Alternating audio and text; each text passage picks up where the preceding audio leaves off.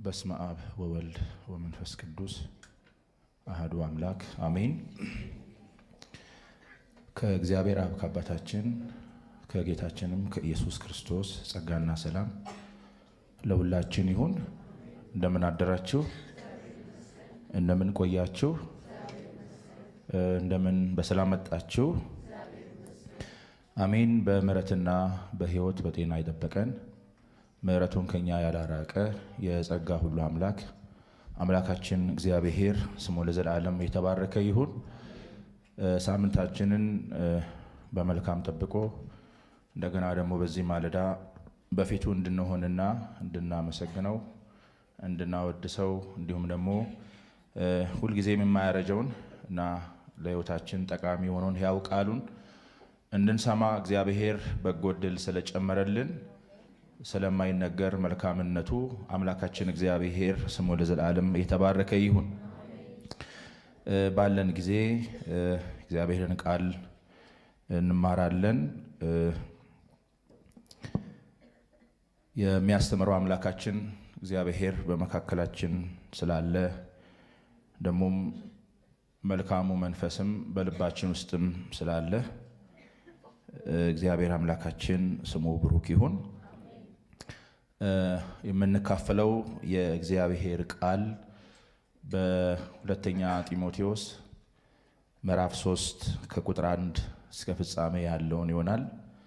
በሱ ያለውን ሐሳብ እንግዲህ እንካፈላለን። ቃሉን በመጀመሪያ አነባለሁ።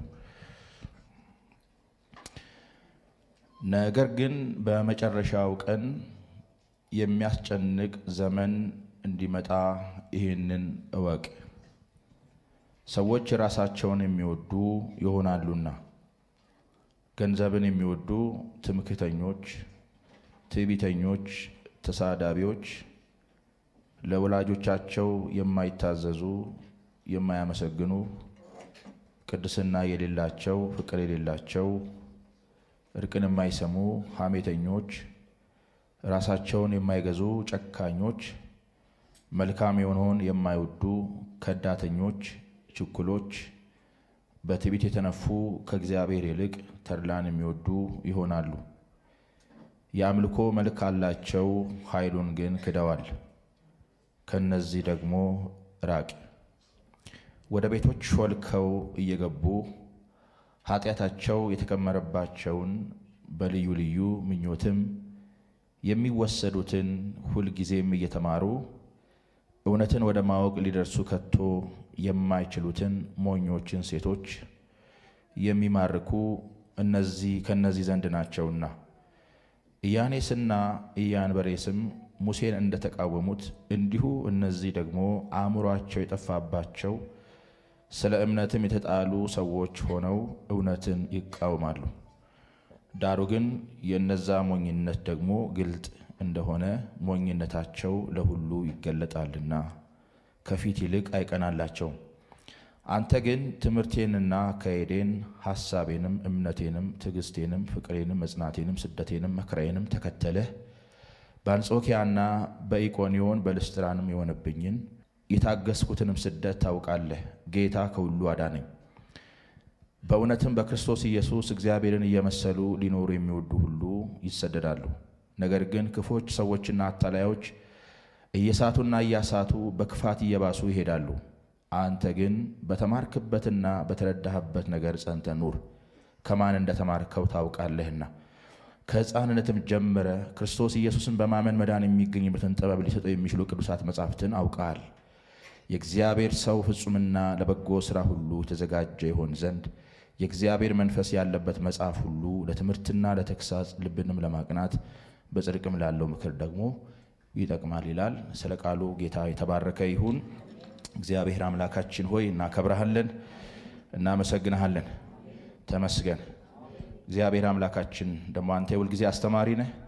አምላካችን እግዚአብሔር ሆይ አንተ አስተምረን። ጌታ እግዚአብሔር ሆይ በቃልህ መንገዳችንን አንተ አቅና። እንዳንበድልህ ጌታ እግዚአብሔር ሆይ ቃልህን በልባችን አንተ ሰውር። ደግሞም እናንተ ከሰማችሁት ቃል የተነሳ ንጹሐን ናችሁ እንዳልክ ጌታ ሆይ ቃልህ እንዲያነጻን፣ እንዲቀድሰን፣ እንዲያጥበን፣ እንዲፈውሰን ምሕረትህ በነገር ሁሉ ይርዳን። ጌታ ሆይ የሊዲያ ልብ እንደከፈትክ ነው በዚህን ሰዓት ቃልን እንድንሰማ ልባችንን አንተ ክፈት ጌታ ሆይ ይህንን ስለምታደርግና ከብረሃለን በጌታ በኢየሱስ ስም አሜን። እግዚአብሔር አምላካችን የተባረከና የተመሰገነ ይሁን።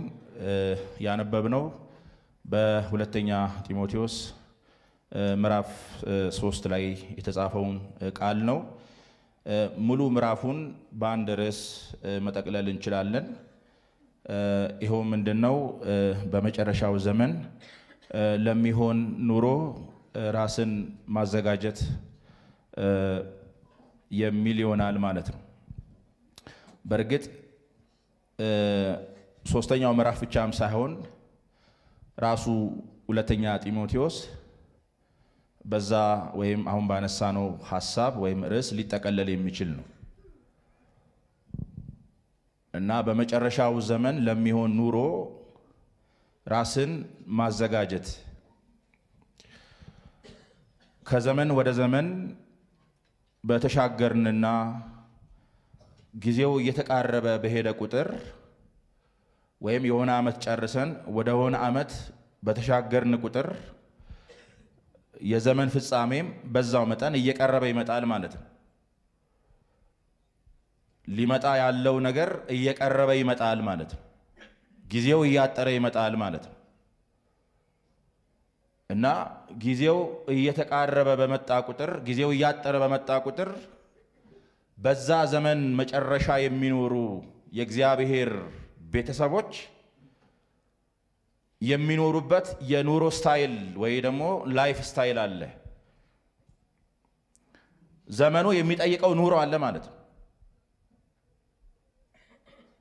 ዘመኑን መምሰል ሳይሆን ከዘመኑ ጋር መሞዳሞድ ሳይሆን የዘመኑን መልክ መምሰል ሳይሆን የዘመኑን መልክ አውቆ ዘመኑ የሚጠይቀው ኑሮ መኖር ማለት ነው። ጳውሎስ ለጢሞቴዎስ የሚነግረው ይህንን ነው። በመጨረሻው ዘመን የሚያስጨንቅ ቀን እንዲመጣ ይህንን እወቅ በማለት ነው ራሱ ሐሳቡን የሚጀምረው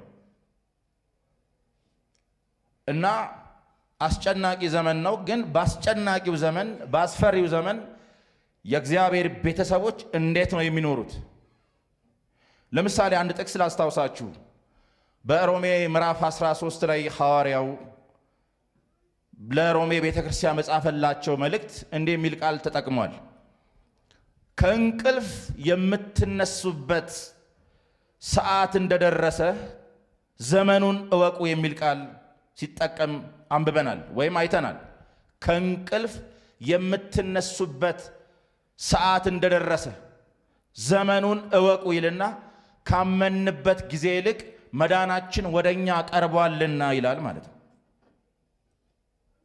ዘመኑን ካወቅን እንቅልፍ አይፈቀድም ማለት ነው። መተኛት አይፈቀድም።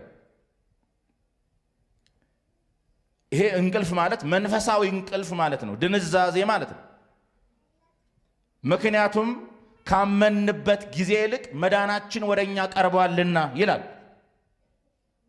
እውነት ነው። የጌታ መምጣት መዳናችንን ይደመድማል፣ መዳናችንን ይፈጽማል፣ መዳናችንን ይቋጫል። ዛሬ በተስፋ ነው የዳነው። በሮሜ ምዕራፍ 8ም እንደነገረን በተስፋ ድነናልና ብሏል። ይህንን መዳን በእምነት ጀምረናል። ኢየሱስን በማመን ደህንነትን ጀምረናል። ግን ይሄ በእምነት የተጀመረው ደህንነት በጌታ መምጣት ይቋጫል፣ በጌታ መምጣት ይደመደማል። ደህንነት እንደምታውቁት በእምነት ይጀመራል ወይም በእምነት ተጀምሯል። ግን ደግሞ ፕሮሰስ ነው፣ ይቀጥላል። ጌታ እስኪመጣ ድረስ መዳናችንን የምናሳይባቸው ልዩ ልዩ ነገሮች አሉ። የነፍሳችን መዳን እየፈጸምን በፍርሃትና በመንቀጥቀጥ መዳናችን እየፈጸምን የተባረከውን ተስፋችንን የአምላካችንን የመድኃኒታችንን የኢየሱስ ክርስቶስን መምጣት እንጠብቃለን። ግን ደግሞ ይሄ የተባረከው ተስፋችን ጌታችን ኢየሱስ ክርስቶስ ሲመጣ ያ በእምነት የተጀመረው ደህንነት ይፈጸማል ማለት ነው እና ካመንበት ጊዜ ይልቅ መዳናችን ወደኛ ቀርቧልና ይላል ማለት ነው። ስለዚህ ከእንቅልፍ የምትነሱበት ሰዓት እንደደረሰ ዘመኑን እወቁ ይላል ማለት ነው። ዘመኑን ማወቅ በወንጌሉም ጌታ እንደነገረን የዘመኑን መልክ እወቁ ይላል። የዘመኑን መልክ መለየት ማለት ነው። አንድ ጥቅስም ልጨምርላችሁ። በአንደኛ ጴጥሮስ ምዕራፍ 4 ላይ እንደነገረን ሐዋርያው ጴጥሮስ እንደዚህ ይላል። ምዕራፍ 4 ቁጥር 6 ወይም 7 ላይ እንዲህ ይላል፣ ዳሩ ግን የነገር ሁሉ መጨረሻ ቀርበዋል ይላል። የምን ሁሉ? የነገር ሁሉ። እንደምታውቁት ቅድም እያለው ነገሮች ወደ ፍጻሜ እየቸኮሉ ነው ያሉት እና ዳሩ ግን የነገር ሁሉ መጨረሻ ምን ብሏል? ቀርቧል። በጣም የሚገርመኝ ይህን ቃል ያለው ጴጥሮስ የዛሬ 2000 ዓመት ነው። እሺኛ ምን እንበለው? ከ2000 ዓመት በኋላ እኛ ያለ ነው ምን እንበል? የዛሬ 2000 ዓመት ነው ጴጥሮስ ይህንን ያለው። የዘመን ሁሉ ወይም ደግሞ የነገር ሁሉ መጨረሻ ቀርቧል ካለ በኋላ እንግዲህ እንደ ባለ አእምሮ ምን በሉ አስቡ ይልና እንግዲህ እንደ ባለ አእምሮ አስቡ፣ ትጸልዩም ዘንድ በመጠን ምን በሉ ኑሩ። ማለት ዘመኑ ምን ይጠይቃል ካልን በዚህ አውድ አእምሮ ማስተዋል ይጠይቃል ማለት ነው። ብልህነት ይጠይቃል ማለት ነው። እግዚአብሔር በሰጠን አእምሮ ከእግዚአብሔር ቃል ባገኘነው ማስተዋል መኖር መቻል አለብን ማለት ነው። ሞኝነት በዚህ ዘመን አይሰራም ማለት ነው። ካለ በኋላ ትጸልዩም ዘንድ በመጠን ኑሩ ይላል ማለት ነው። ምን እያለ ነው? በሌላ ቋንቋ የነገር ሁሉ ፍጻሜ እየቀረበ እንደመሆኑ መጠን ከእግዚአብሔር ቤተሰቦች ከኛ ምን ይጠበቃል? በጣም የጸሎት ሰው መሆን አለብን ማለት ነው። ጸሎት የሚጠይቅ ዘመን የትኛው ነው ካላችሁ ይሄ ዘመን ነው። በጣም በጸሎት መትጋት ያለብን ዘመን፣ በጣም በጸሎት መወጠር ያለብን ዘመን ቢኖር ይሄ ዘመን ነው። እንኳን ጸሎትን ትተነው አይደለም እየጸለይንም እንኳን እንዴት ፋይት እያደረግን እንኳን እንዳለን መድኃኒዓለም ነው የሚያውቀው። ለአንድ ቀን እንኳን ብንተው እስቲ እነዚህ እናድርግ። 2016 ሙሉ በጸሎት ተጋን አይደል? ጸለይን አይደል? ጾም ጸለይን። በቃ 2017 የረፍት እናድርገው። ምን ችግር አለ?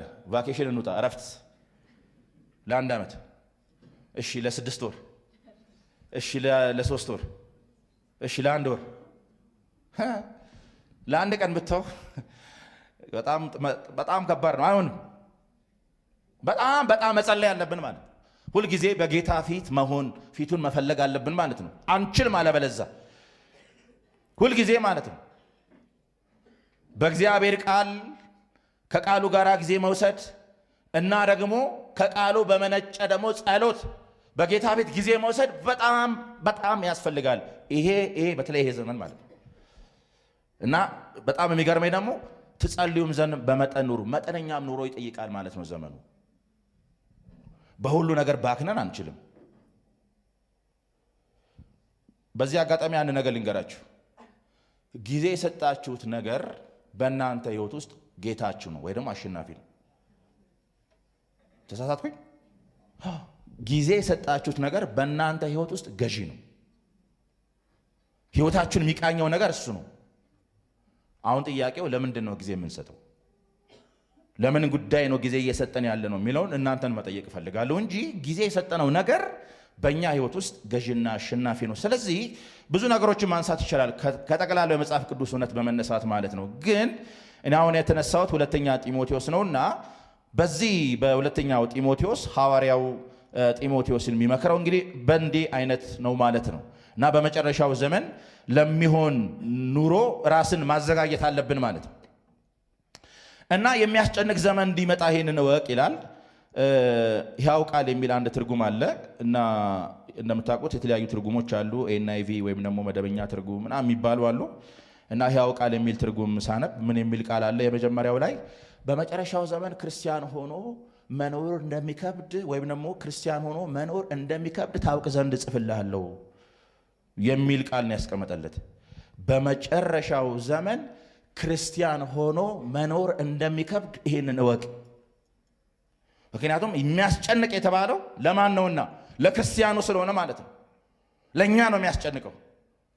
ጌታን ብለን ለተከተል፣ ጽድቅ ብለን ለተከተል፣ ለእግዚአብሔር ዓላማ ለተለየን፣ ከዓለም ሐሳብ ጋር አንወግንም ብለን ድንበር ላበጀን ለእኛ ዘመኑ በጣም አስጨናቂ ነው። በጣም አስጨናቂ ነው እና ይሄን እንዲመጣ እወቅ ነው ያለው ጳውሎስ ጢሞቴዎስን ማለት ነው።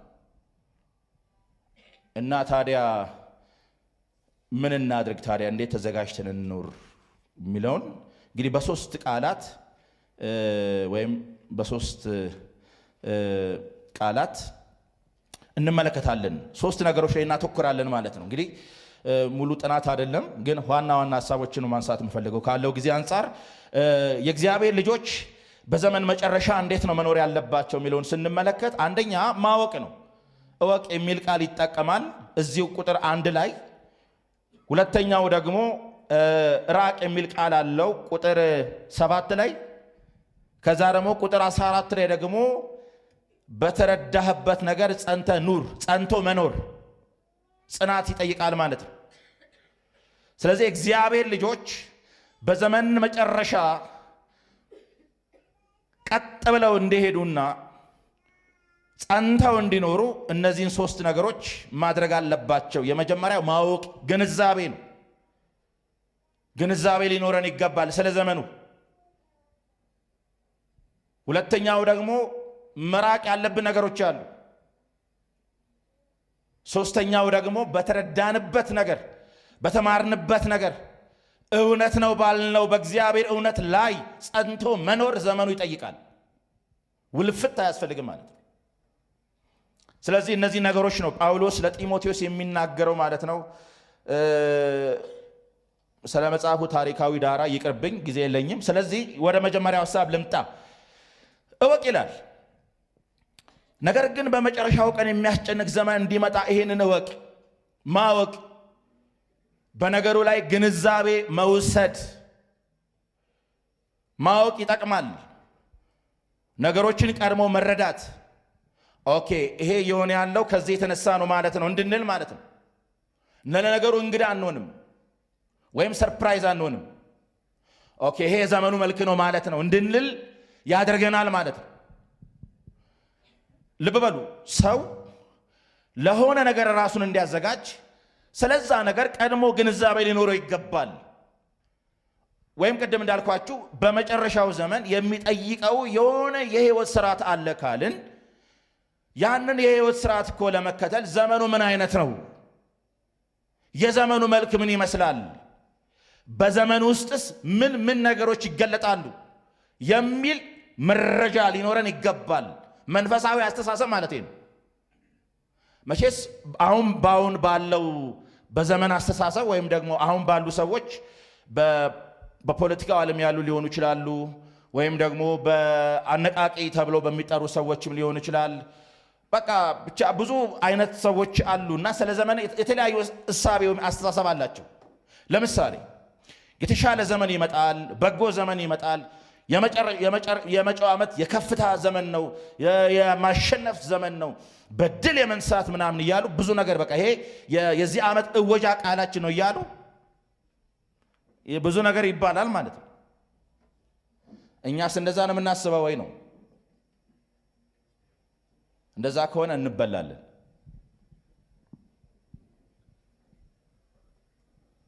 የሚቀየር ዘመን የለም ጌታ ሳይመጣ። ክፋት እየሰለጠነ፣ ጨለማው እየሰለጠነ፣ አመፃው እየሰለጠነ፣ በደል እየሰለጠነ፣ ውድቀት እየሰለጠነ ነው የሚሄደው።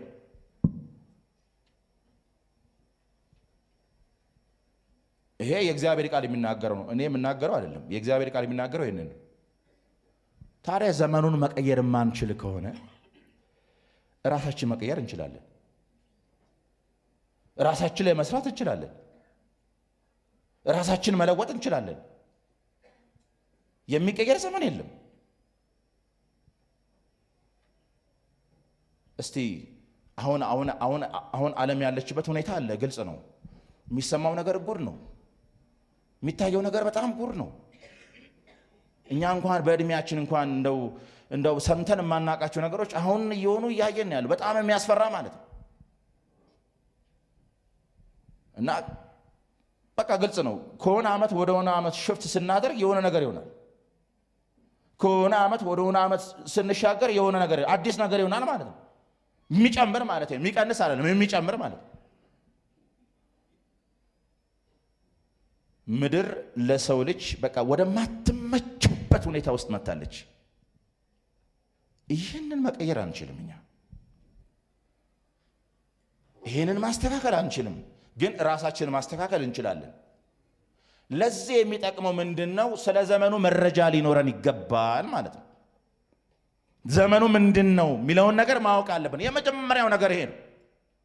እንዴት ነው የምናውቀው ስንል ልብ በሉ። በዘመን መጨረሻ የሚኖሩ ሰዎች ሕይወታቸው፣ መልካቸው፣ ጠባያቸው፣ ባህሪያቸው ምን እንደሚመስል ዘርዝሯል። ቅድም የዘረዘርናቸው ናቸው። ብንቆጥራቸው ከ18 በላይ ናቸው። እንዲህ ነው፣ እንዲህ ይሆናሉ፣ እንዲህ ይሆናሉ፣ እንዲህ ይሆናሉ፣ እንዲህ ይሆናሉ ብሏል። ግን በጣም የሚገርመኝ ቁጥር 5 ላይ የአምልኮት መልክ አላቸው ነው ያላቸው እነዚህን ሰዎች። ኃይሉን ግን ክደዋል ይላል። በሌላ ትርጉም ላይ ምን የሚል ቃል አንብቤ ያለው በጣም የሚገርመኝ፣ እነዚህ ሰዎች ወደ ቤተ ክርስቲያን ይሄዳሉ ይላል። የአምልኮ ስርዓትም አያጓደሉም ይላል። ግን የሚሰሙትን እውነት በተግባር አያውሉም። የአምልኮት መልክ አላቸው የሚላቸውን ሰዎች ማለት ነው። እነዚህ ሰዎች አምልኮ አያጓደሉም፣ ቤተ ክርስቲያን መምጣትም አያቆሙም። ግን ይሰማሉ። እየሰሙ ግን እውነትን ወደ ማወቅ አይደርሱም። አስፈሪ የሚያደርገው ይሄ ነው። አስጨናቂ የሚያደርገው ይሄ ነው። በወደቀው ዓለም፣ ፍርድ በሚጠብቀው ዓለም ይሄ ቢሆን አይገርምም። ግን የአምልኮት መልክ አላቸው በሚባሉ ሰዎች መካከል ይሄ መሆኑ በጣም ያስጨንቃል። እንዴ በጣም ዘመኑ እኮ ፈታኝ ነው እናንተ። ለምሳሌ ቆይ ስራ የምትሰሩ ሰዎች አላችሁ እዚህ ውስጥ፣ ንግድ የምትነግዱ ማለት ነው። ከነገርክ ደግሞ ምንድነው የሀገር ውስጥ ገቢ ግብር ምናምን የሚባል ነገር አለ አይደል? ከዛ በኋላ ያለውን ትንቅንቅ ታውቃላችሁ። ይሄን ያህል ብር አምጣ ትባላለህ። ከዛስ ነፍስህ ትጨነቅ። አይ እግዚአብሔርን አከብራለሁ ካልክ ጉቦ ትሰጣለህ? ንገሩኝ፣ ትሰጣለህ ወይ? አልሰጥም። አልሰጥም ካልክ ደግሞ ከስራ ትፈናቀላለህ፣ ዋጋን ታገኛለህ። እና እንዴት ነው የምንኖረው እናንተ?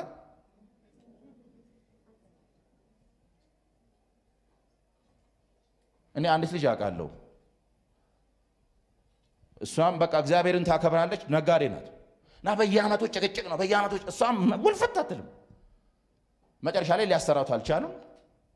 በቃ እንዳለ እንትኑን መልሳ፣ ልብሱን እንዳለ መልሳ፣ በቃ ሁሉ ፈቃዱን ሁሉ መልሳ አሁን የሆነ ነገር ትነግዳለች። የሆነ ትንሽ ስራ ትስራለች መሰለኝ፣ ከእነሱ ጋር የማያነካካት ነገር ማለት። አስጨናቂ ነው ማለት ነው። ጉቦ አልሰጥም ካልክ አለቀልህ። አሁን ሁሉ ነገር እንደምታውቁት በገንዘብ ነው። በገንዘብ የማይሰራ ነገር አለን? አይ እግዚአብሔርን አያከብርም ካልክ ደግሞ እንዴት ታደርጋለህ? እና በጣም አስጨናቂ ነው ማለት ነው። በጣም አስጨናቂ ነው። ግን ምን እናድርግ? ግን ይሄ እንደሚሆን የእግዚአብሔር ቃል አስቀድሞ ነግሮናል። እና በዘመን መጨረሻ ሰዎች ምን ሊሆኑ ይችላሉ? በጣም የሚገርም ነው። ብዙ ተብሏል። አንደኛ ራሳቸውን የሚወዱ ይሆናሉ ነው የሚለው። ራሳቸውን የሚወዱ በቃ ከራሳቸው ውጪ ምንም የሚታያቸው ነገር የለም። ገንዘብ የሚወዱ፣ ከገንዘብ ውጪ ምንም የማይታያቸው። በጣም የሚገርመኝ ገንዘብ ይወዳሉ፣ እግዚአብሔርን ግን አይወዱም። መጽሐፍ እንደሚናገር ደግሞ ገንዘብ መውደድ የኃጢአት ሁሉ ምንድን ነው? ስር ነው። አንዳንዶችም ስለ ገንዘብ ሲሉ ከሃይማኖት ስተው ነው የሚለው አይደል? ምዕራፍ 6 ላይ ራሳቸውን በብዙ ስቃይ ወጉ ይላል ማለት ነው። እያየንም ስለሆነ ማለት ነው። ክብር ተብሎ ገንዘብ ተብሎ እውነት እንደሚጣል እኮ እያየን ነው። ሰዎች ስለ ገንዘብ ሲሉ ሃይማኖትን ይጠላሉ ማለት ነው። እውነትን ይጠላሉ። ገንዘብ የክፋት ሁሉ ስር ነው። ስለ ገንዘብ ብሎ በእርግጠኝነት ስለ ገንዘብ ብሎ ኢየሱስን የሚሰብክ ሰባኪ ካለ የተሻለ ገንዘብ ሲያገኝ ሰይጣንን የሚሰብካል። የተሻለ ነገር ከመጣ ማለት ነው። እና ገንዘብ ይወዳሉ፣ ግን እግዚአብሔርን አይወዱም። ተድላን ይወዳሉ አለ። ማለት በቃ ተድላ ማለት በቃ ከዚህ ዓለም የሆነ ደስታ ይፈልጋሉ። ከዓለም ነው የሚፈልጉት። የክርስቲያን የደስታው መገኛው ደግሞ እግዚአብሔር ነው። ልብ በሉ። የኛ የደስታ መገኛ ጌታ ነው። በጌታ ደስ ይበላችሁ አይደል ያለው? እና ታዲያ ከጌታ ውጭ እኮ ሌላ መደሰቻ የለንም። እናንተ ምንም ባይኖርህ ማለት ነው፣ ምንም ባይኖርህ፣ ገንዘብ ባይኖርህ፣ ክብር ባይኖርህ፣ ዝና ባይኖርህ፣ እውቅና ባይኖርህ፣ ታዋቂ ባትሆን ምን ያደርግልሃል? ጌታ ካለ አይበቃም? ግን አየው በዚህ ዘመን አቤት ሰዎች ታዋቂ ለመሆን ማይፈነቅሉት ድንጋይ የለም። ታዋቂ ለመሆን ግልጽ ነው። በቃ ሰው ተሳርበ ታዋቂ ትሆናለህ። ደግሞ የዚህ ዘመን መልክ ይሄ እንደዛ ነው። በቃ ትልቅ ሰዎች ትሳደባለህ። በቃ ሰው ደግሞ መቼስ እግዚአብሔር እንደው የኛን አእምሮ ስለፈወሰ ነው እንጂ አሁን አንተ ሰው ተሳደበ ብለህ የተሳደበን ሰው ትከተላለህ? አድናቂ ነኝ ፈርምልኝ ትላለህ? የዘመኑ መልክ ይሄ ነው። በቃ ምናምን ቲክቶክ አለ ምናምን በቃ ተው በቃ ንግድ ሰው ተሳድበ ማን ልሳደብ እና እውቅና ላግኝ ትላለህ? የዘመኑ መልክ ይሄ ነው። ሰዎች ዝነኛ ለመሆን እዩኝ ለማለት ማያረጉት ነገር የለም። ወዳጅ የተደብቆ መኖር ነው የሚያዋጣው። ከጌታ ጋር ጊዜ ውሰዱ። ዘመኑን መሻገር ምንችለው በዛ ነው። ከጌታ ጋር ጊዜ መውሰድ። እንዴ መቼ ኖር ነውና ነው ጊዜያችን? እናንተ የሚያዋጣው ከጌታ ጋር ጊዜ መውሰድ ነው። ልንገራችሁ፣ ተደበቁ ከጌታ ጋር ህልውና ውስጥ ቆዩ፣ መገኘት ውስጥ ቆዩ። የሚያዋጣው እሱ ነው። ሌላ ምንም ጥቅም የለውም። ልንገራችሁ፣ እንደምታውቁት ደግሞ እኛ በጣም ብዙ ምንጓጋላቸው ነገሮች በቃ ቢኖረን ምንላቸው መኪና ቢኖረኝ፣ ገንዘብ ቢኖረኝ፣ በቃ እንትን ነው። እና እነዛ እንትን ያላቸው ነገሮች እጃችን ሲገቡ ወዲያው ቫሊያቸው ያጣል። ማለት ወዲያው ያንሱብናል። በጣም ያከበርነው ነገር እጃችን ሲገባ በቃ ያንሳል። በቃ እንደዛ ነው። አዲስ ነገር ፍለጋ ነው ምናምን። እርካታ አይኖረንም፣ እረፍት አይኖረንም። የሚያሳርፍ የሚያረካ ከጌታ ጋር መቆየት ነው። ወዳጆቼም ነገራችሁ ይህንን ነው። እንዳትሞኙ። እስቲ ሞክሩትና እዩ። እስቲ ጠዋት ተነሱ፣ ጸልዩ፣ የእግዚአብሔርን ቃል አጥኑ። ከዛ በኋላ ውጣ፣ ወደ ሥራ ተሰማራ። አቤት ቀን እንዴት ብርሃን እንደሚሆን፣ እንዴት ቀን መልካም እንደሚሆን፣ እንዴት እረፍ ብለን እንደምትሆን። የሚያዋጣው እሱ ነው። ከምን ከዚህ ወደቀው ዓለም ምን ይገኛል? ምንም። ሁሉ ነገር ከንቱ፣ የከንቱ ከንቱ። ከሰለሞን የሚበልጣልን? ሰለሞን ምን ያላየው ነገር አለ? ወርቅ ብትል እግዚአብሔር ጥበብ ሰጠው። በስመ አብ የሚገርም እኮ ነው ሰለሞን፣ የሚገርም ሰው ነው። እግዚአብሔር በብዙ የባረከው፣ ግን ከፀሐይ በታች ምንም አዲስ ነገር እንደሌለ አወቅኳል። ሁሉም ከንቱ ነዋል። ከንቱ፣ የከንቱ ከንቱ። በወርቅ ላይ እንደፈለገ የሚጫወት ሰው ማን ነው ካላችሁ ሰለሞን ነው። ባለጠጋ ነበር። ምን የቀረው ነገር? ዝናው ተውት። ዝናውን እየሰሙ ነበር የሚመጡት። ብዙ ሰዎች ወደሱ ይተሙ ነበር። ሁሉ ነገር አየ። በወርቅ አልጋ ላይ የሚተኛ ምን የቀረው ነገር? በቃ እግዚአብሔር ነው የባረከው። ግን ከፀሐይ በታች ምንም አዲስ ነገር የለም። እና ሰለሞን እንደዛ ካለ እንዴ! እና ሰዎች እንደዛ ገንዘብ ይወዳሉ። ከዳተኞች ናቸው፣ ችኩሎች ናቸው፣ በትዕቢት የተነፉ ናቸው። አቤት ትዕቢት! እንደምታዩት ጉረኞች ናቸው ይላል መደበኛ ትርጉም። በጣም ጉረኛ፣ የጉረኛ ዘመን ይሄ ዘመን ነው። ሰዎች በጉራ በቃ ትምክህተኞች፣ ተሳዳቢዎች። አቤት ስድብ እየሰማችሁ ነው እንደምታውቁት። በትዕቢት የተነፉ፣ ከዛ ቅድስና የላቸው። ቅድስና የተጠላበት ዘመን ይሄ ዘመን ነው እንደምታውቁት። መለየት ለእግዚአብሔር መቀደስ ምናምን ጊዜው ያለፈበት ትምህርት አይደል የሚባለው። አንዳንዴም ስለ ቅድስና ስታወሩ አንተ አሁንም እዛው ነህ፣ አሁንም እዛው ነህ። ስለ ቅድስና ሲነሳ ምናምን በቃ የሕግ አስተማሪ ብዙ ጊዜ አይታችሁ ከሆነ አሁን በቸርች አሁን ለሚሰጡ ትምህርቶች ሰው የሚያገኑ ናቸው፣ ሰው አግንን ናቸው። በቃ አንተ አንደኛ ነህ፣ የሚችለው የለም፣ አንተ ያለበት ሁሉ በቃ ምናምን ነው፣ የረገጥከውን ሁሉ ትወርሳለህ ነው። በቃ አረ የረገጥከውን ትወርሳለህ፣ የነካውን ትባርካለህ፣ ታበዛለህ። በቃ አንተ ለበረከት ነህ፣ አንተ ባለበት ሁሉ በቃ ሰፈር ሁሉ ተባርኳል። አሜን የስ በቃ ውሸት። ሰው አግንን ትምህርት በጣም እና ሰው እንደዛ ስለሚባል እንዴት ብሎ ዝቅ ይበል? እና እንዲህ አይነቱን ሰው ተቀደስ ብትለው አይ ገና አንተ ይቀራል፣ ገና ያልበራል ነገር አለ፣ አንተ ገና ይቀርሃል ነው የምትባል። እንደዛም ስለምንባል ማለት ነው። አንዳንዶች እንደዛ ያስባሉ።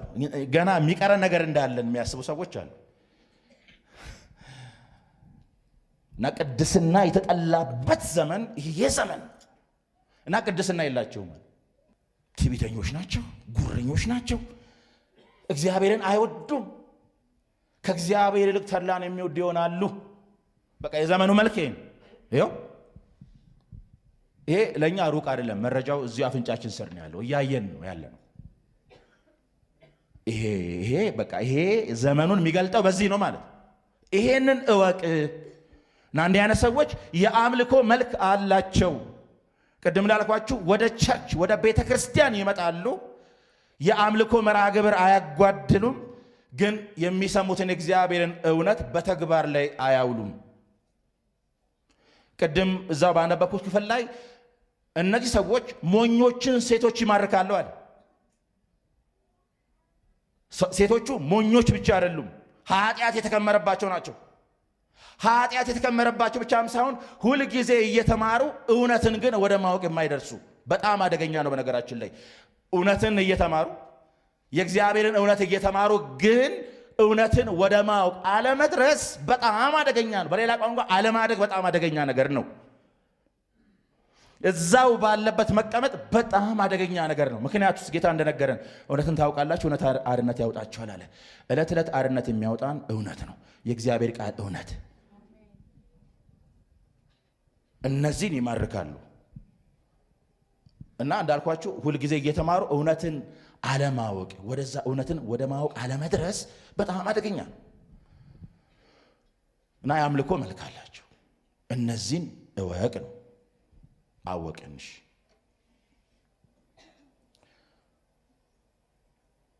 በመጨረሻው ዘመን ለሚሆን ኑሮ ራስን ማዘጋጀት አንደኛው ይሄን በቃ እንወቅ። ሰዎች እንደዚህ ይሆናሉ ማለት ነው። እሺ ራስን አድን ከሆነ እንዴት ነው ራስን ማዳን ያለብኝ? ሁለተኛው ከነዚህ ራቅ ነው ምክሩ። ምን በል ራቅ ነው። ራቅ ነው። መራቁ ጥቅሙ ምንድን ነው? ሰው ውሎውን ስለሚመስል። ሐዋርያ ጳውሎስ በአንደኛ ቆሮንቶስ ምዕራፍ 15 ያለውን ታስታውሳላችሁ? ነገ እንሞታለን፣ ዛሬ እንብላ፣ ዛሬ እንጠጣ፣ አትሳቱ ይልና ክፉ ባልንጀርነት መልካሙን አመል ምን ያደርጋል? ይለውጣልና። ይሄ ቆሮንቶሳዊ አስተሳሰብ ነው። ነገ እንሞታለን እና ዛሬ እንብላ፣ እንጠጣ፣ በቃ አለቀ። እንዲህ አይነት የህይወት ስርዓት መልካምን ጠባይ ምን ያደርጋል? ይለውጣል። በሌላ ቋንቋ ምን እያልኳችሁ ነው? ከፌዘኛ ጋር ውለህ ምን ልትሆን ትችላለህ? እግዚአብሔርን ከማይወድ ሰው ጋር እየዋልክ ምን ልትሆን ትችላለህ? አንተ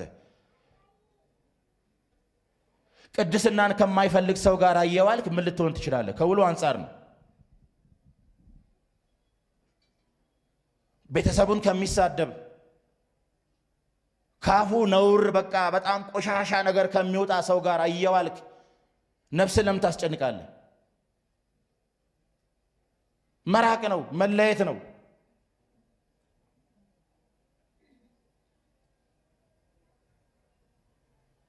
ትናንትናም በተወሰነ መልኩ አንስቻለሁ። እኛ መንፈሳውያን ሰዎች ነን፣ ለእግዚአብሔር መንግሥት የተለየን የእሱን በጎነት እንድንነግር የተጠራን የእሱ ትውልድ የንጉሥ ካህናት ቅዱስ ሕዝብ ነን። የእኛ አጀንዳ ሰማያዊ አጀንዳ ነው፣ ምድራዊ አጀንዳ አይደለም ያለን። እኛ የተለየን ነን፣ በክርስቶስ ያመን ሁላችን ማለቴ ነው። ስለዚህ ምን አለ? የሆነ ዓላማ አለ። እግዚአብሔር እኛን የጠራለት ዓላማ አለ። ለዛ ዓላማ መኖር አለብን።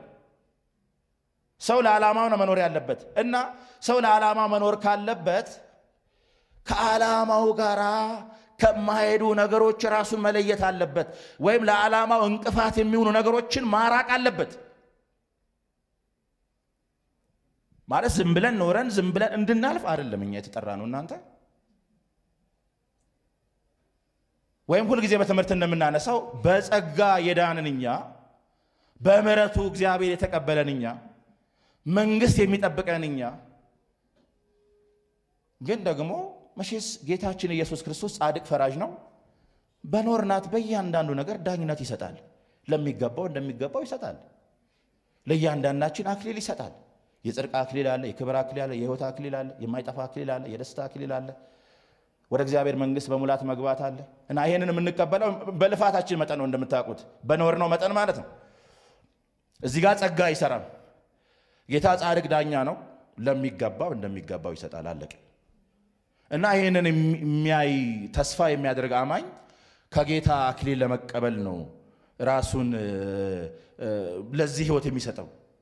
ይሄ ዓላማችን ነው። ስለዚህ ከዓላማችን ጋር የሚሄደው ነገር ነው ማድረግ ያለብን እንጂ ለዓላማችን እንቅፋት ከሚሆን ነገር ጋር ጊዜያችንን ማጥፋት የለብንም። መንፈሳዊ ነገራችን ላይ ነው መስራት ያለብን። በጣም ማለት ነው መስራት አለብን ራሳችን ላይ። አለበለዚያ መቆም አንችልም። መቆም አይቻልም። እንዴት አድርገህ ትቆማለህ? መስራት አለብን ራሳችን ላይ። ጸጋ መካፈል አለብን። መንፈሳዊ ነገራችን የሚጠቅም ነገር ላይ ነው ፎከስ ማድረግ ያለብን እንጂ ይህንን ዋናው ነገር ትተን ዝም ብለን በቃ ፌዝ፣ ቀልድ፣ ጫወታ ምናምን እግዚአብሔርን በማያከብር ነገር ላይ ጊዜ የምንወስድ ከሆነ ጣጣው ብዙ ነው። ሰው ውሎን ይመስላል። ይህንን በሶምሶን ሕይወት ማየት በቂ ይመስለኛል። እግዚአብሔር የመረጠው ለትርግና የመረጠው መስፍን አድርጎ ያስነሳው ሰው ነው ሶምሶን። ግን በአንዴ አይደለም የወደቀው። ሶምሶን የሄደበት መንገድ ይገርመኛል። እግዚአብሔር ከፈቀደለት ነገር ውጪ ወጣ። መጀመሪያችን ፍልስጤማዊቱን ሴት አየ፣ ወደደ። እየገባ ጋለሞታ ሴት ጋር ይተኛል። አንድ ናዝራዊ ወደ ሬሳ ይቅረብ ይላል። ሄዶ ሬሳ ይነካል። እና እንደዛ እየወደቀ እግዚአብሔር ከእሱ ጋር ይሰራ ነበር። ያ ማለት ግን እግዚአብሔር ከነገሩ ጋር ተስማምቷል አይደለም። እግዚአብሔር ድል እየሰጠው ነው። እየወደቅን እግዚአብሔር ነገሮችን ሲያከናውንልን ካያችሁ እግዚአብሔር አሪፍ ነው በርቱ እያልን አይደለም። እናንተ እድል እየሰጠን።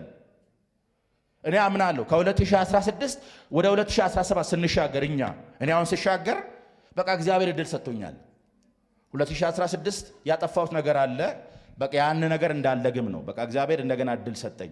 በቃ እንደገና አክብረኝ፣ አምልከኝ፣ አገልግለኝ፣ በእኔ ፊት እንደሚገባ ተመላለስ ብሎ እግዚአብሔር እድል ዘመን ጨመረልኝ ማለት ነው። ዘመን ሲጨመረልን እድል ነው። እና ሶምሶን ብሎ መጨረሻ ላይ ያው ደሊላ ላይ ወደቀ። ያው ፍጻሜም አላማረም። ሰው በአንዴ አይደለም የሚወድቀው፣ ቀስ እያለ በመንሸራተት ነው። ቀስ እያለ በመንሸራተት ነው። ቀስ ውድቀትም እንደዛ ነው። አመፅም እንደዛ ነው። ቀስ እያለ ነው ሰው የሚለማመደው፣ ትሬኒንግ ያደርጋል ማለት ነው። የዚህ ሁሉ ጠንቅ ደግሞ ምንድነው? ውሎ ነው። ከነዚህ ደግሞ ምን በል ራቅ።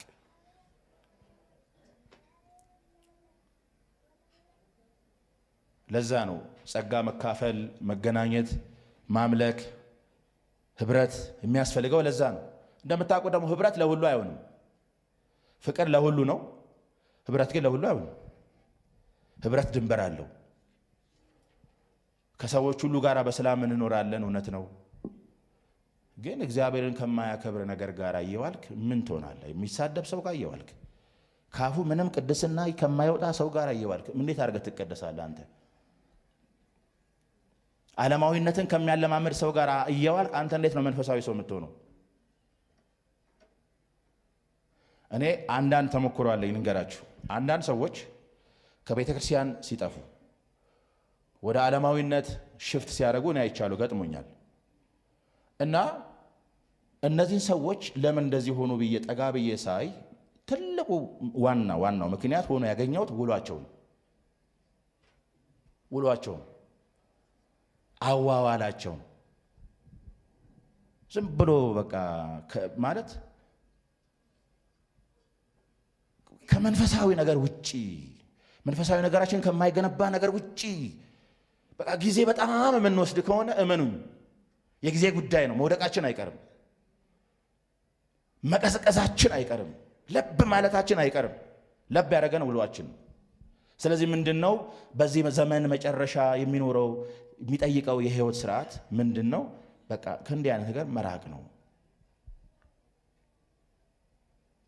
መንፈሳዊ ነገራችን የሚገነባውን ነገር ነው መፈለግ ያለብን። ለዛ ነው እርስ በርሳችን መታየት ያለበት፣ ለዛ ነው መገናኘት ያለበት፣ ለዛ ነው መጠያየቅ ያለበት፣ ለዛ ነው ሰው ውሎውን ስለሚመስል። ስለዚህ ሁለተኛው ምንድነው? ራቅ ነው ያለው ጳውሎስ። ወደ ሶስተኛው ስመጣ ቁጥር 14 ላይ ያለው ቃል ነው። አንተ ግን በተማርክበትና በተረዳህበት ነገር ጸንተህ ኑር ይላል። በእግዚአብሔር ቃል ጸንቶ መኖር ማለት ነው። ማለት ወደኛ ሳመጣው እስከ ዛሬ ድረስ በተማራችሁት ትምህርት በእግዚአብሔር እውነት እንደው ከዚህ በኋላ እንኳን ባንማር እንደው ምሳሌ ነው ባንማር ከዚህ በኋላ እንኳን ድንገት ጌታ እንደው በቅርብ ይመጣ እስኪመጣ ድረስ እንኳን እስከ ዛሬ ድረስ በተማርናት እውነት ጸንተን እንድንኖር ማለት ነው። ዘመን በተጨመረ ቁጥር ዘመን በቆጠረ ቁጥር ትምህርት አይቀየርም፣ ትምህርት አይለወጥም። ልንገራችሁ፣ ትምህርት በጣም ወሳኝ ነገር፣ ትምህርት በጣም ወሳኝ ነገር ነው።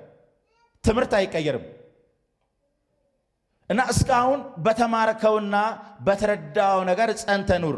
አንተ ግን በጣም በነገራችን ላይ አንተ ግን የሚል ቃላት ይጠቀማል በመልእክቱ ውስጥ ማለት ነው። ለምሳሌ ምዕራፍ 2 እንኳን ብታዩ ቁጥር 1 ላይ እንግዲህ ልጄ ሆይ አንተ በክርስቶስ ኢየሱስ ባለው ጸጋ ምን በል በርታ። በጸጋ ነው መበርታት የምንችለው። ይሄ ዘመን ምን ይጠይቃል? ብርታት ይጠይቃል። በምን አይነት ብርታት? ከጌታ በሚገኝ ጸጋ። የሚያቆመን የእግዚአብሔር ጸጋ ነው። በጸጋም ነው የምንቆመው። ማንም በራሱ አይቆምም። ጳውሎስ እንደነገረን ማንም የቆመ ቢመስለው እንዳይወድቅ ይጠንቀቅ እንዳለው መቆም በጌታ ጸጋ ነው፣ ከሱ በሚገኝ ጸጋ ነው። ይሄ ዘመን የሚጠይቀው ጸጋ ነው። በማን? በጌታ ባለው ጸጋ ላይ ቁም። አንተ ግን ቁጥር 8 ላይ ኢየሱስ ክርስቶስን አስብ። ማሰብ ኢየሱስን መድኃኒታችንን ማሰብ፣ የታመነውን ምስክር ማሰብ፣ ስለ እውነት የመሰከረውን እሱን ማሰብ፣ መከራ የተቀበለውን እሱን ማሰብ፣ ስለኛ ኃጢአት ዋጋ የከፈለውን ኢየሱስን ማሰብ፣ ስለኛ የከፈለውን ዋጋ፣ ስለኛ መቃብር መግባቱን፣ ስለ ጽድቃችን ከሙታን መነሳቱን፣ በሥጋ መገለጡ፣ የርኩሳንን ምራቅ መቀበሉ፣ በእኛ በነውረኞቹ መካከል መገኘቱ፣ በነውረኞች መካከል መመላለሱ፣ ይሄ ሁሉ ኢየሱስ እንድናስበው ያደርገናል ማለት ነው። ማን ነው ኢየሱስ? በቃ ኢየሱስን ማሰብ ነው። በወንጌል እንደምሰብከው ከሙታን የተነሳውን ከዳዊት ዘር የሆነውን ኢየሱስ ክርስቶስን አስብ። ይህንን በመስበክ እንደ ክፉ አድራጊ እስክታሰር ድረስ መከራ እቀበላለሁ። መከራም ስንቀበል ማሰብ ያለብን ኢየሱስን ነው። አለቅ። ከኢየሱስ ውጪ ሌላ ምን ይታሰባል? እናንተ እንዴ ስናስበው እኮ ወመነለው እኮ ኢየሱስ ብቻ ነው እናንተ በእውነት። ለዛ ነው ዳዊት እግዚአብሔርን ማሰብኩት ደስ ባለኛል። በቃ እግዚአብሔር ሲታሰብ ደስ የሚለው በቃ በሆነ ነገር ታወከ በቃ መለስ ብለህ ኢየሱስን ስታስበው ፈገግ ትላለህ። እውነት ተጨንቀ እስቲ ኢየሱስን አስበው። መከራ ተቀበለ ኢየሱስን አስበው። ተገፍተ ኢየሱስን አስበው። ግራ ገብቶ ኢየሱስን አስበው።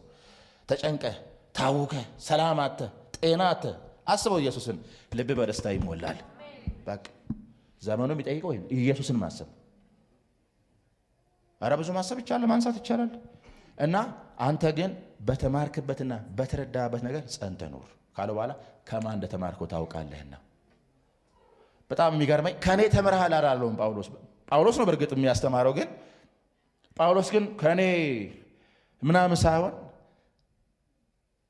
ክርስቶስ ከሕፃንነት ጀምረህ ክርስቶስ ኢየሱስን በማመን መዳን የሚገኝበትን ጥበብ ሊሰጡ የሚችሉ ቅዱሳት መጻሕፍት ምን አድርገሃልና አውቀሃልና። ጳውሎስ ለቅዱሳት መጻሕፍት ነው እውቅና አይሰጥም። ጳውሎስ ያስተምር እንጂ የጳውሎስ የትምህርቱ ምንጭ የእግዚአብሔር ቃል ነው። ግን ከዚህ በፊት ግን አንድ ቃል ልናገር። ቁጥር 10 ላይ አሁንም አንተ ግን የሚል ቃል አለው። አንተ ግን ትምህርቴንና አካሄዴን አሳቤንም እምነቴንም ትዕግስቴንም ፍቅሬንም መጽናቴንም ስደቴንም መከራዬንም ተከትለ ይላል ማለት ነው። በሌላ ቋንቋ ጳውሎስ ለጢሞቴዎስ ምንድን ነው? ሞዴል ነው። ሞዴል ነው። መከራዬን፣ ስደቴን፣ መጽናቴን ተከተልክ ይለዋል። ሁለት ነገር ልናገር ይኸውላችሁ፣ ከጌታ በታች ልክ እንደዚሁ ሞዴል የሚሆኑ ሰዎች ያስፈልጉናል። በተለይ በመንፈሳዊ አካባቢ ብዙ ሰው እንደምታውቁት ተቆጪ የሌለው ማለት በቃ እንደፈለገ አዳሪ ነው። በተለይ በቸርች አካባቢ ማለት ነው። በቃ እንደፈለገ ነው። ቢቆጣ ማን በእኔ ምን አገባው ይላል።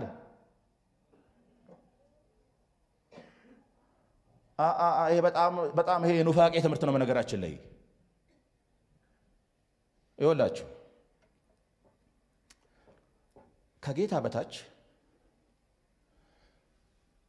ማለት በቃ እንደው ምንፈራው ከፍቅር በመነጨ ማለት ነው። በቃ ምንቀበለው፣ ሚያስተምረን፣ ሚገስጸን፣ ተው የሚለን፣ ሚቆጣን፣ አንተ ልክ አይደለም የሚለን ሰው ያስፈልጋል። በተለይ ደግሞ ይሄ የቤተክርስቲያን መሪዎች ወይም አገልጋዮች ይሄንን ስፍራ መያዝ አለባቸው። መሪ ናቸው። እንዲህ አይነት ሰዎች ያስፈልጉናል። ለቤተክርስቲያን መሪዎች መገዛት፣ ተገዙላቸው እንደሚል ማለት ነው። መገዛት፣ ሰሚት ማድረግ ማለት ነው። አለበለዚያ እረኛ የሌለው በግ ነው የሚኮነው። ለዛ ነው አንዱ እዚህ ይሆናል፣ አንዱ እዛ ይሆናል፣ አንዱ በቃ እንትን ነው፣ ተመላላሽ ነው። ድግስ ቤት ማዘውተር ውጤቱ ጤና ማጣት ነው። ጤና ማጣት ነው። ጤናችሁን ጠብቁ። አንድ ቦታ አርጉ፣ ተቀመጡ እና አንተ ግን ተከተልክ ይለዋል። ከጢሞቴዎስ ፊት ለፊት ያለው ጳውሎስ ነው ማለት ነው። እንዲህ አይነት ሰዎች ያስፈልጉናል ማለት ነው። ጋይድ የሚያደርገን ሰው ያስፈልጋል። አቅጣጫ የሚሰጥን ሰው ያስፈልጋል።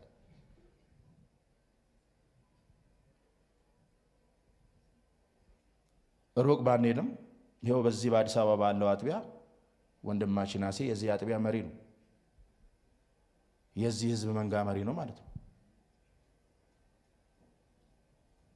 እና የሚቆጣ አካሄዱን፣ እምነቱን፣ ፍቅሩን የሚያጋባ ማለት ነው። እንዲህ አይነት ሰዎች ያስፈልጋሉ ማለት ነው። ጂኒ ምናምን በኔ ስልጣን የለውም እኔ በጌታ ምናምን አይሰራም። ብዙ ሰው ተቆጪ የለውም። እረኛ የሌለው በግ ነው። እዛም እኔ ሁሌ እናገራለሁ። ቤተክርስቲያን ሬስቶራንት አይደለችም፣ ሆቴል ቤት አይደለችም። ቤተክርስቲያን ተረጋግተን ጋይድ የሚያደርገን መንፈሳዊ ነገራችን ሼፕ የሚያደርግ ሰው ያስፈልጋል። በደንብ የሚቆጣን ሰው ያስፈልጋል። እናም ማከር በሁሉ ነገር እኛ ሙሉ አይደለንም። እኛ በሁሉ ነገር ሙሉ አይደላችሁም እናንተ። እኔ እዚህ ጋር ቆሜ ባገለግል በእግዚአብሔር ጸጋ ነው። እዚህ ውስጥ ዶክተሮች ትኖራላችሁ፣ የጤና ምናምን ባለሙያ ትኖራላችሁ። ስለ ጤና ብጠይቀኝ እኔ አላቅም። ስለ ቴክኖሎጂ ብጠይቀኝ እኔ አላቅም። ማውቀው እኔ ቴዎሎጂ ነው። ሁሉ ነገር ያላቀ ማለት ነው። ግን ደግሞ የተሻለ ነገር እኔ ጋር እንዳለ አምናለሁ። ቃሉ አለ ማለት ነው። እና አማክሩ፣ አቅጣጫ ጠይቁ፣ ምክር ጠይቁ። ከጌታ በታች ሆነው የሚገዙ ገዢዎች ናቸው። እንደዛ ይላል። እና የመጨረሻው አንተ ግን በተማርክበትና በተረዳበት ነገር ጸንተ ነው። ስለዚህ ወዳጆቼ ወይ ልምከራችሁ በተማራችሁት እውነት ችክ ብላችሁ ቆዩ። በቃ ደረቆቹ ነው ኖ የምትሉ ኖ ይሄ እግዚአብሔር ቃል አይልም በል። አሁንማ ማአት የአጋንንት ትምህርት አለ። በተለያየ አቀራረብ፣ በተለያየ ዘዴ፣ በተለያየ በሚስብ የንግግር ቃላት በጣም በቃ ሸን የሆኑ ትምህርቶች መጥተዋል ወዳጆች። እና እነዚህን ሁሉ ዞር በል ማለት እንድንችል በተረዳንበት መጀመሪያ መረዳት አለብን። ከተረዳን ደግሞ ጸንተን መኖር መቻል አለብን። ያለው ደግሞ የት ነው? ይሄ እዚሁ እግዚአብሔር ቃል ውስጥ ነው። እና ባጭሩ ለእግዚአብሔር ቃል ጊዜ እንስጥ ነው ምክሩ። እስቲ በእግዚአብሔር ፊት ነው በጌታ ፊት ነው የምጠይቃችሁ። ወይ ጠዋት ሊሆን ይችላል ወይ ማታ ሊሆን ይችላል። ግን በቀን አንዴ ቃል አንብቤ በራሳችሁ መንገድ በገባችሁ መንገድ መጽሐፍ ቅዱስ ታጠናላችሁ። በገባን መጠን ነው። የሁላችን አጠናን አንድ ላይ ሆን ይችላል። ግን እንደገባን እንደ አቅማችን እንደው አጠናለሁ ከዛ እጸልያለሁ የምትሉ ሰዎች እስቲ እጃችሁን አውጡ። በጌታ ፊት ሳትዋሹ። እሺ ጥቂት ሰው ነው ያለው። እሺ ማታደርጉ ሰዎች ድምጽ ታቅቡ አይቻልም። እሺ ጋባኝ በቃ አታውጡ፣ ችግር የለውም። በጣም አደጋ ውስጥ ያለ ነው። እነዛ መዝለቅ አይቻልም። ከእግዚአብሔር ቃል ጋር ጊዜ ውሰዱ። እዚህ በየሳምንቱ ትምህርት ይሰጣል። ያንን የምትማሩትን ትምህርት ቤት ወስዳችሁ መከለስ፣ ከዛም ደግሞ እንደራሳችሁ ደግሞ መጽሐፍ ቅዱስን ማጥናት፣ ከዛ ደግሞ ካጠናችሁ ደግሞ ተነስታችሁ መጸለይ።